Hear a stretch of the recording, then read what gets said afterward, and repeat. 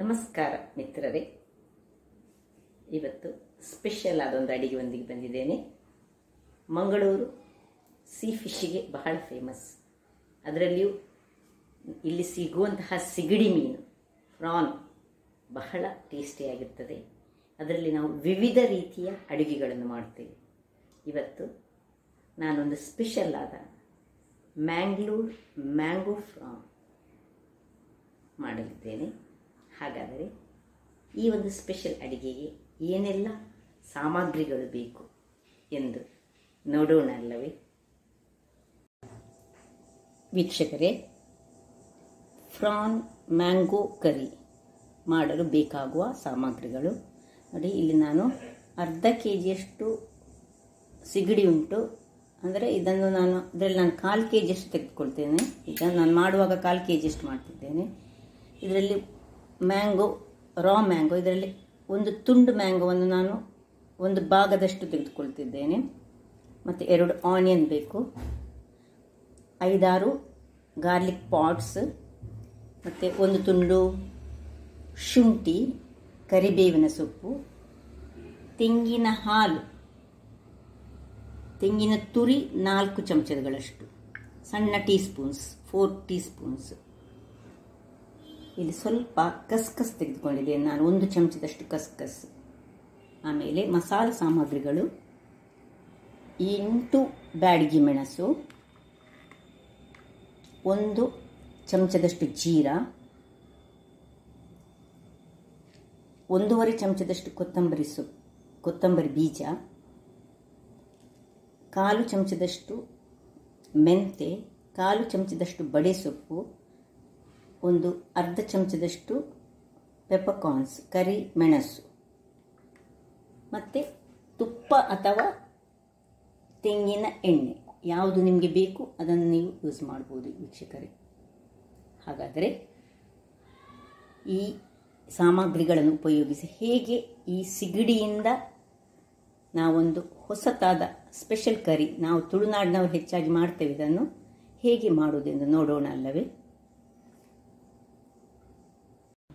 ಮಿತ್ರರೇ ನೋಡಿ, ಇಲ್ಲಿ ನೀರುಳ್ಳಿಯನ್ನು ನಾನು ಸಣ್ಣ ಸಣ್ಣದಾಗಿ ಹೆಚ್ಚಿಟ್ಟುಕೊಂಡಿದ್ದೇನೆ. ಈಗ ಈ ಮಾವಿನಕಾಯಿ ನೋಡಿ, ಇಷ್ಟೇ ದೊಡ್ಡ ತುಂಡು ತೆಗೆದುಕೊಂಡದ್ದು ನಾನು, ಯಾಕಂದರೆ ನಾನು 1/4 ಕೆಜಿ ಮಾಡ್ತಾ ಇರೋದು. ನೋಡಿ, ಹೀಗೆ ಕಟ್ ಮಾಡಿ ಉದ್ದಕ್ಕೆ ಸೀಳಿಕೊಳ್ಬೇಕು.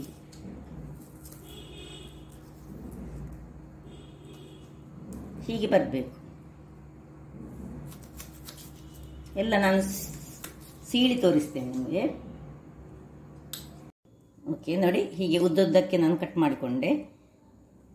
ಹೀಗಿರಬೇಕು, ಸಣ್ಣ ಸಣ್ಣದಾಗಿ ಉದ್ದಕ್ಕೆ. ಈಗ ಇದನ್ನು ಸೈಡಲ್ಲಿಟ್ಟು, ಈಗ ನೋಡಿ, ಈ 1/4 ಕೆಜಿಯಷ್ಟು ಸಿಗಡಿ ಫ್ರಾನನ್ನು ನಾನು ಕ್ಲೀನ್ ಮಾಡಿ ಇಟ್ಕೊಂಡಿದ್ದೇನೆ. ನೋಡಿ, ಇದರದ್ದು ಇಲ್ಲಿರುವ ಕಪ್ಪು ಎಲ್ಲ ತೆಗೆದಿದ್ದೇನೆ. ಇದು ವೆರಿ ಇಂಪಾರ್ಟೆಂಟ್. ಇದರ ಬೆನ್ನಲ್ಲಿರುವ ಕಪ್ಪನ್ನು ತೆಗೆದುಕೊಳ್ಳೋದು ವೆರಿ ಇಂಪಾರ್ಟೆಂಟ್. ಈಗ ಇದಕ್ಕೆ ಸ್ವಲ್ಪ ಉಪ್ಪು ಮತ್ತು ಹಳದಿಯನ್ನು ಹಾಕೊಳ್ತಿದ್ದೇನೆ. ಉಪ್ಪು ಮತ್ತು ಹಳದಿಯನ್ನು ಹಾಕಿ ನಾವು ಸ್ವಲ್ಪ ಮಿಕ್ಸ್ ಮಾಡಿಕೊಳ್ಳೋಣ. ಮಿಕ್ಸ್ ಮಾಡಿ ಒಂದು 10 ನಿಮಿಷ ಇಟ್ಟರೆ ಸಾಕು, ಸೈಡಲ್ಲಿಡುವ. ಈಗ ಇಲ್ಲಿ ಒಂದು ಬಾಣಲೆಗೆ ನಾನು ಚೆನ್ನಾಗಿ ಬಿಸಿಯಾಗುವಾಗ ಎಲ್ಲ ಮಸಾಲೆಯನ್ನು ಫ್ರೈ ಮಾಡೋಣ. 1 ಚಮಚ ತುಪ್ಪ ಹಾಕೊಂಡೆ. ಈಗ ಆ ತುಪ್ಪದಲ್ಲಿ ಸ್ವಲ್ಪ ನೀರುಳ್ಳಿಯನ್ನು ನಾನು 2 ಥರದಲ್ಲಿ ಕಟ್ ಮಾಡಿದ್ದೇನೆ. ಒಂದು ಉದ್ದಕ್ಕೆ ಮತ್ತೊಂದು ಹೆಚ್ಚಿಟ್ಟದು. ಇದು ಮತ್ತೆಗೆ, ಇದೆಲ್ಲ ಮತ್ತೆಗೆ. ಇದು ಉದ್ದಕ್ಕೆ ಕಟ್ಟಿಟ್ಟುಕೊಂಡಂತಹ ಸ್ವಲ್ಪ ಆನಿಯನ್ ಅನ್ನು ಹಾಕೊಳ್ತಿದ್ದೇನೆ ನಾನು.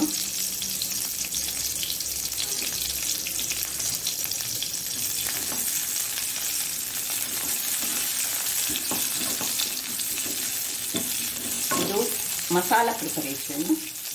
ಸ್ವಲ್ಪ ಫ್ರೈ ಆಗುವಾಗ ಸ್ವಲ್ಪ ಕರಿಬೇವಿನ ಸೊಪ್ಪು ಒಂದು ಹಾಕೊಳ್ತೇನೆ.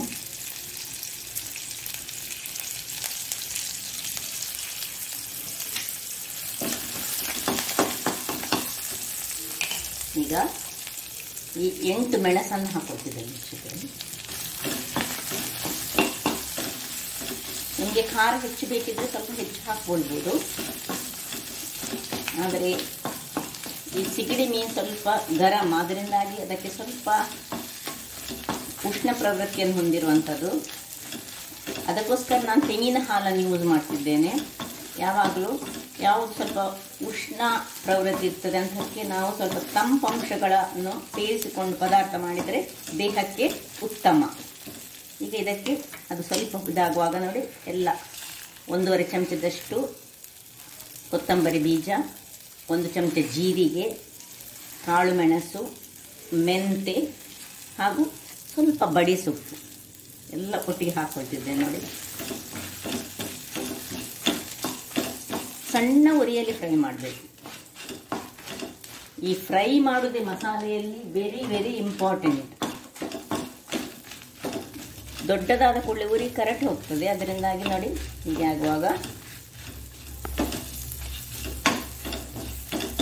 ಈಗ ಈ 5 ಚಮಚದಷ್ಟು ನಾನು ತೆಂಗಿನ ತುರಿ ಹಾಕೊಂಡಿದ್ದೇನೆ. ಸ್ವಲ್ಪ ಸಣ್ಣ ಚಮಚದಲ್ಲಿ 5 ಚಮಚ, ಟೀ ಸ್ಪೂನ್.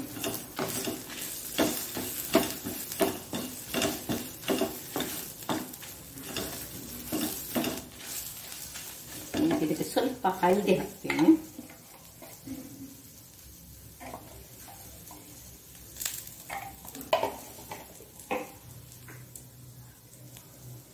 ಮತ್ತೆ ಈ ಕಸ್ಕಸ್ ಲಾಸ್ಟ್ಗೆ ಇಲ್ಲಿಗೆ ಒಂದು ಚೂರು ತುಪ್ಪ ಹಾಕೊಂಡು ನೋಡಿ, ಒಂದೇ ಚೂರು ಒಂದು ಹನಿಯಷ್ಟು ತುಪ್ಪ ಹಾಕೊಂಡು ಈ ಕಸ್ಕಸ್ ಅನ್ನು ಇದರಲ್ಲಿ ಹಾಕ್ತಿದ್ದೇನೆ.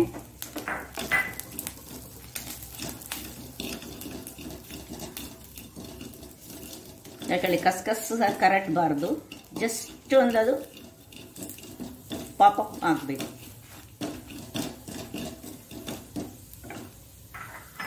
ಈಗ ಒಂದು ದೊಡ್ಡ ದೊಡ್ಡ 3 ಬೆಳ್ಳುಳ್ಳಿಯನ್ನು ಇದಕ್ಕೆ ಹಾಕೊಳ್ತಿದ್ದೇನೆ. ಆಯ್ತು, ಈ ಮಸಾಲೆದ್ದು ರೆಡಿ ಆಗ್ತಾ ಬಂತು. ಈಗ ಇದನ್ನು ಸ್ವಲ್ಪ ನೋಡಿ, ಸ್ವಲ್ಪ ತೆಂಗಿನ ತುರಿ ಚೂರು ಫ್ರೈ ಆಗಬೇಕು.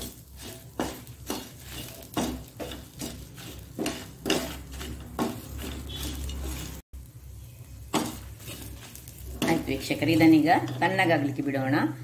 ಈಗ ತಣ್ಣಗಾದ್ಮೇಲೆ ಮಸಾಲೆ ಮಾಡುವ. ಇದನ್ನು ಸೈಡಲ್ಲಿ ಇಟ್ಕೊಳ್ಳೋಣ. ಈಗ ಇದೇ ಇದರಲ್ಲಿ ಗ್ಯಾಸಲ್ಲಿ ನಾವು ಒಂದು ಬಾಣಲೆಯನ್ನು ಇಟ್ಟುಕೊಂಡು ಇದಕ್ಕೆ 1 ಚಮಚದಷ್ಟು, ಒಂದು 2 ಚಮಚ ಅಂದರೆ ಸಣ್ಣ ಸಣ್ಣ ಚಮಚ, ಅದರಿಂದಾಗಿ ನಾನು 2 ಚಮಚ ಹಾಕೊಂಡಿದ್ದೇನೆ. ತುಪ್ಪ ಹಾಕೊಳ್ಳೋಣ.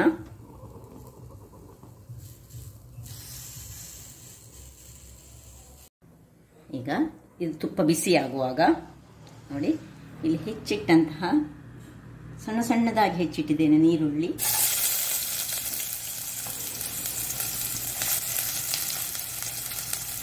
ಇದು 1.5 ನೀರುಳ್ಳಿ, ನಾನು ಅರ್ಧ ನೀರುಳ್ಳಿಯನ್ನಾಗ ನಾನು ಫ್ರೈ ಮಾಡಲಿಕ್ಕೆ ಹಾಕಿದ್ದೇನೆ ಈ ಮಸಾಲೆ ಮಾಡುವಾಗ. ಉಳಿದ 1.5 ನೀರುಳ್ಳಿಯನ್ನು ಹೀಗೆ ಸಣ್ಣದಾಗಿ ಹೆಚ್ಚಿಟ್ಟಿಟ್ಕೊಂಡಿದ್ದೇನೆ.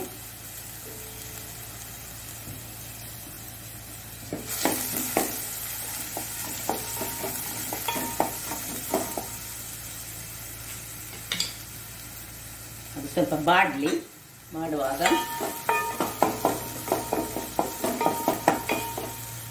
ಸ್ವಲ್ಪ ಕರಿಬೇವಿನ ಸೊಪ್ಪನ್ನು ಹಾಕೊಳ್ಳೋಣ.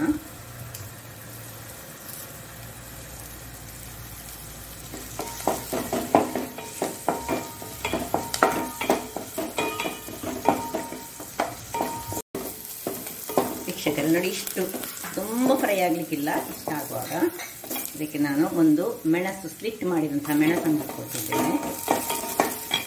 ಸ್ವಲ್ಪ ಶುಂಠಿ ಹಾಕೊಳ್ತಿದ್ದೇನೆ,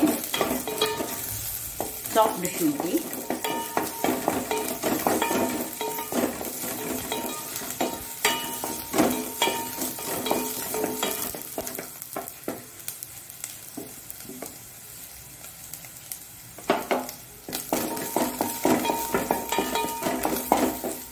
ಇಷ್ಟ ಆಗುವಾಗ ನೋಡಿ ನಾವು ಮ್ಯಾರಿನೇಟ್ ಮಾಡಿದಂಥ ಅಂದರೆ ಉಪ್ಪು ಮತ್ತು ಹಳದಿ ಹಾಕಿ ಮ್ಯಾರಿನೇಟ್ ಮಾಡಿದಂತಹ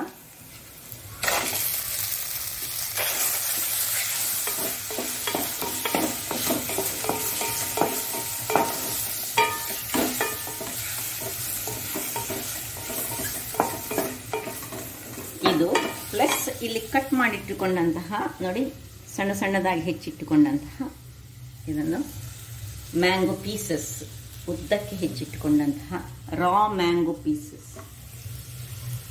ಇದೊಂದು ಸ್ಪೆಷಲ್ ಟೈಪ್ ಆಫ್ ಡಿಶ್. ನಾವು ಹುಳಿ ಮಾತ್ರ ಇದಕ್ಕೆ ಬೇರೆ ಹಾಕ್ಲಿಕ್ಕಿಲ್ಲ, ಎಂತ ಹುಳಿಯನ್ನು ಯೂಸ್ ಮಾಡ್ಲಿಕ್ಕಿಲ್ಲ, ಟೊಮ್ಯಾಟೊ ಯೂಸ್ ಮಾಡ್ಲಿಕ್ಕಿಲ್ಲ, ಖಾಲಿ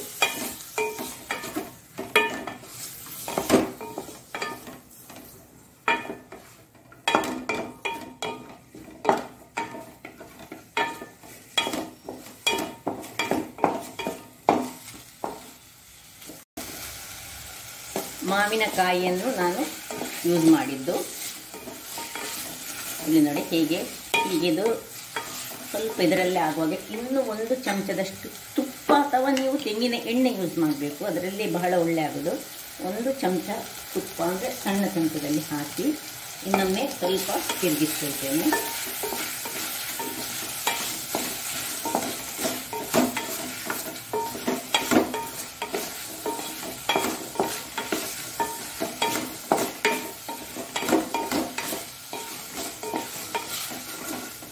ಇನ್ನು ಇದಕ್ಕೆ ಸ್ವಲ್ಪ ಉಪ್ಪನ್ನು ಹಾಕೊಳ್ಳೋಣ. ಅದಕ್ಕೆ ನಾನು ಸಿಗಡಿಗೆ ಆಲ್ರೆಡಿ ಹಾಕಿದ್ದೇನೆ. ಈಗ ಮಾವಿನಕಾಯಿಗೋಸ್ಕರ ನಾನು ಸ್ವಲ್ಪ ಉಪ್ಪನ್ನು ಹಾಕೊಳ್ತಿದ್ದೇನೆ.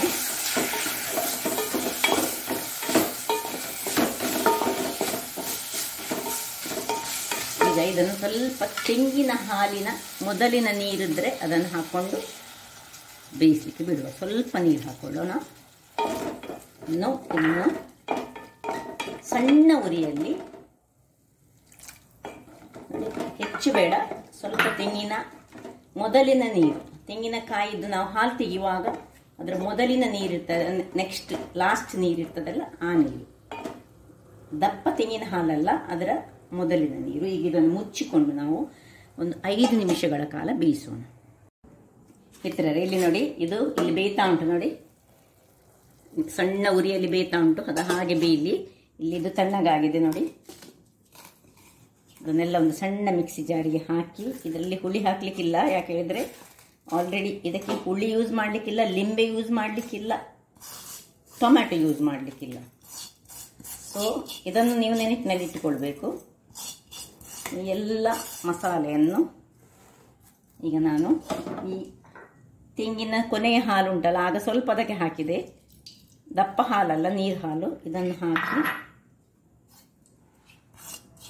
ನಾವು ತೆಂಗಿನ ಹಾಲು ನಾನು ಮೊದಲೇ ಹೇಳಿದಲ್ಲಿ ಯಾಕೆ ಯೂಸ್ ಮಾಡಿದೆ ಹೇಳಿದ್ದೆ, ತೆಂಗಿನ ಹಾಲು ತುಂಬ ತಂಪು, ಅದರಿಂದಾಗಿ ಈ ಸಿಗಡಿ ಫ್ರಾನ್ ತುಂಬ ಉಷ್ಣ ಪ್ರವೃತ್ತಿ ಹೊಂದಿದಂಥದ್ದು. ಇದನ್ನೀಗ ನಾನು ಚೆನ್ನಾಗಿ ಒಳ್ಳೆ ಫೈನ್ ಪೇಸ್ಟ್ ಮಾಡಿ ತರ್ತೇನೆ ವೀಕ್ಷಕರೇ. ಇಲ್ಲಿ ನೋಡಿ, ಇಷ್ಟು ಫೈನ್ ಆದ ಪೇಸ್ಟ್ ಆಗಬೇಕು. ಈಗ ನೋಡಿ, ಇದು ನಿಧಾನಕ್ಕೆ ಒಂದು 6 ನಿಮಿಷ ಬೆಂದಿದೆ ವೀಕ್ಷಕರೇ. ನೋಡಿ ಹೇಗೆ ಬೆಂದಿದೆ ನೋಡಿ. ಈಗ ಇದು ನೋಡಿ, ನಾನು ಅರ್ಧ ಕೆಜಿಗೆ ಮಾಡಿದಂತಹ ಮಸಾಲ. ನಾನು ತೆಗೆದುಕೊಂಡದ್ದು 1/4 ಕೆಜಿಯಷ್ಟು ಸಿಗಡಿ ಫ್ರಾನ್. ಸೊ ಇಲ್ಲಿ ನೋಡಿ, ಇದರಲ್ಲಿ ಅರ್ಧ ವಾಶಿಯನ್ನು ನಾನು ಇದಕ್ಕೆ ಹಾಕೊಳ್ತಾ ಇದ್ದೇನೆ.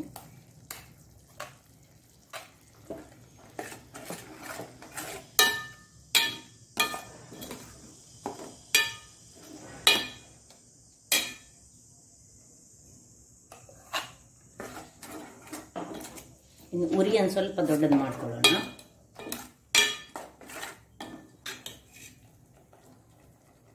ಹೀಗೆ ಇದು ಸಹ ಬೆಂದಿದ್ದ ರೊಟ್ಟಿಗೆ ಅದಕ್ಕೊಂದು ಕುದಿ ಬರಲಿ. ಒಂದು ಸಣ್ಣ ಸ್ವಲ್ಪ ಉರಿ ಸಣ್ಣದು ಮಾಡುವ. ಈಗ ಪುನಃ ಒಂದು 2 ನಿಮಿಷ ಸಾಕು. ನೋಡಿ ವೀಕ್ಷಕರೇ, ನೋಡಿ ಹೀಗೆ ಕುದೀತಾ ಉಂಟು ನೋಡಿ. ಈಗ ಇಲ್ಲಿ ಉಪ್ಪನ್ನು ಸ್ವಲ್ಪ ಚೆಕ್ ಮಾಡ್ಕೊಳ್ಳೋಣ ನಾವು, ಹೇಗೆ ಉಂಟಂತ ನೋಡಿ.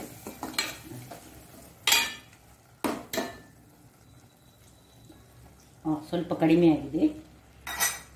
ಸ್ವಲ್ಪ ಹಾಕೊಳ್ಳೋಣ, ಯಾಕಂದ್ರೆ ಈಗ ತೆಂಗಿನ ಹಾಲು ಸಹ ಹಾಕೊಳ್ಳಿಕ್ಕೆ ಉಂಟಲ್ಲ. ಹೆಚ್ಚಾಗಿ ನಾನು ಕಲ್ಲುಪ್ಪನ್ನೇ ಯೂಸ್ ಮಾಡೋದು. ಕಲ್ಲುಪ್ಪೇ ಯೂಸ್ ಮಾಡಿದರೆ ಬಹಳ ಒಳ್ಳೆಯದು. ಈ ಪುಡಿ ಉಪ್ಪಿಗಿಂತ ಕಲ್ಲುಪ್ಪು ಬಹಳ ಉತ್ತಮ. ಇಷ್ಟು ಹೀಗೆ ಆಗುವಾಗ ಈ ಕೊನೆಗೆ ಈ ತೆಂಗಿನ ಹಾಲನ್ನು, ಕೊನೆಯ ಹಂತವೇ ತೆಂಗಿನ ಹಾಲಿನ ಹಂತ.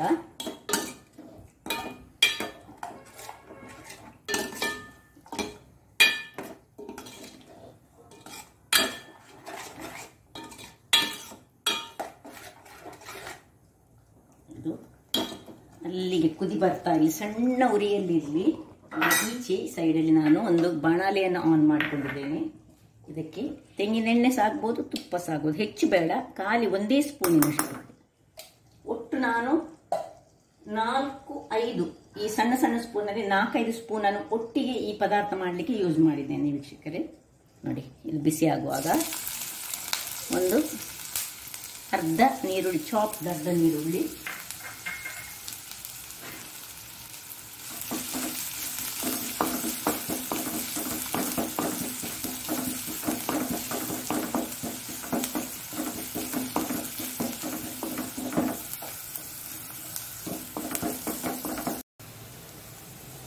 ವೀಕ್ಷಕರೇ ನೋಡಿ, ಇಷ್ಟಿಗೆ ಬ್ರೌನ್ ಬಣ್ಣಕ್ಕೆ ಬರುವಾಗ ಸಣ್ಣ ಉರಿ ಇರಲಿ. ನಾವು ಕರಿಬೇವಿನ ಸೊಪ್ಪನ್ನು, ಇದಕ್ಕೆ ಸ್ವಲ್ಪ ಹೆಚ್ಚು ಕರಿಬೇವಿನ ಸೊಪ್ಪು, ಇದಕ್ಕೆ ನಾನು ಕೊತ್ತಂಬರಿ ಸೊಪ್ಪನ್ನು ನಾನು ಯೂಸ್ ಮಾಡ್ತಾ ಇಲ್ಲ.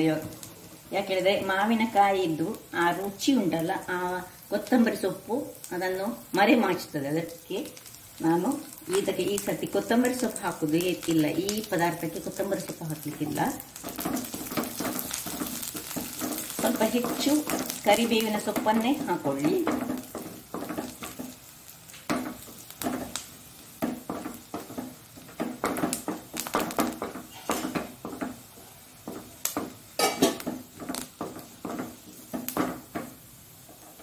ವೀಕ್ಷಕರೇ ಇಲ್ಲಿ ನೋಡಿ, ಇದಾಗಿದೆ. ಆಫ್ ಮಾಡ್ಕೊಳ್ಳೋಣ. ಈಗ ಇಲ್ಲಿ ನೋಡಿ ಹೇಗೆ ಬಂದಿದೆ ನೋಡಿ, ದಪ್ಪ ಆಗಿದೆ. ನಿಮಗೆ ಬೇಕಿದ್ರೆ ಇನ್ನೂ ಸಹ ತೆಳು ಮಾಡಿಕೊಳ್ಬೋದು. ತೆಳು ಮಾಡಿಕೊಂಡ್ರೆ ರಸವಾಗಿ ಯೂಸ್ ಮಾಡ್ಬೋದು, ಅಥವಾ ನಿಮಗೆ ಚಪಾತಿ, ನೀರು ದೋಸೆ ಅಥವಾ ಯಾವುದೇ ದೋಸೆಗೆ ತಿನ್ನಬೇಕಿದ್ರೆ ಇಷ್ಟು ದಪ್ಪ ಇಟ್ಟುಕೊಳ್ಳಿ. ಈಗ ಇದನ್ನು ನಾನು ಇದಕ್ಕೆ ಶಿಫ್ಟ್ ಮಾಡ್ತೇನೆ.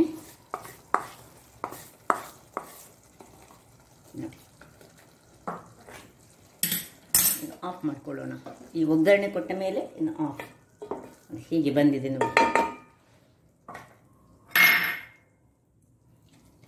ನೋಡಿ ಹೀಗೆ ತುಂಡುಗಳು ಎಲ್ಲ ಮಿಕ್ಸ್ ಆಗಿ. ಇನ್ನು ಸರ್ವ್ ಮಾಡೋಣ.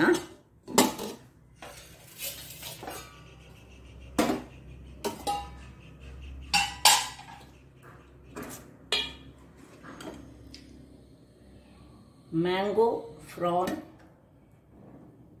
ಕರಿ, ತುಳುನಾಡಿನ ಸ್ಪೆಷಲ್ ಆದ, ಅದು ಸಹ ಮಾವಿನಕಾಯಿಯ ಸೀಸನ್ನಲ್ಲಿ ನಾವು ಇದನ್ನು ಮಾಡೋದು. ಹೆಚ್ಚಾಗಿ ಮಾವಿನಕಾಯಿ ಇರುವಾಗ.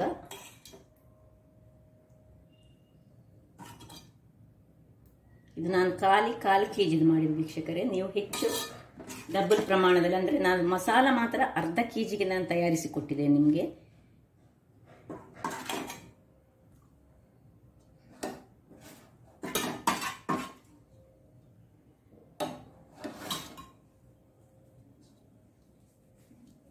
ವೀಕ್ಷಕರೇ ಇಲ್ಲಿ ನೋಡಿ ಏನು ಚೆನ್ನಾಗಿ ಬಂದಿದೆ ನೋಡಿ.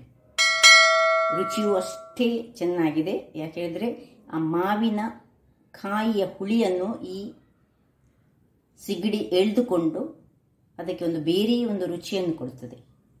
ಹಾಗಾದರೆ ವೀಕ್ಷಕರೇ, ನನ್ನ ಈ ಕುಕಿಂಗ್ ಚಾನಲ್ ನಿಮಗೆ ಇಷ್ಟ ಆದರೆ ಬೋಳೂರು ಸುವರ್ಣ ಚಾನಲನ್ನು ಲೈಕ್ ಮಾಡಿ, ಶೇರ್ ಮಾಡಿ ಹಾಗೂ ಸಬ್ಸ್ಕ್ರೈಬ್ ಮಾಡಿ, ಹಾಗೂ ನನ್ನ ಇನ್ಸ್ಟಾಗ್ರಾಮ್ ಪೇಜನ್ನು ಫಾಲೋ ಮಾಡಿ. ಧನ್ಯವಾದಗಳು.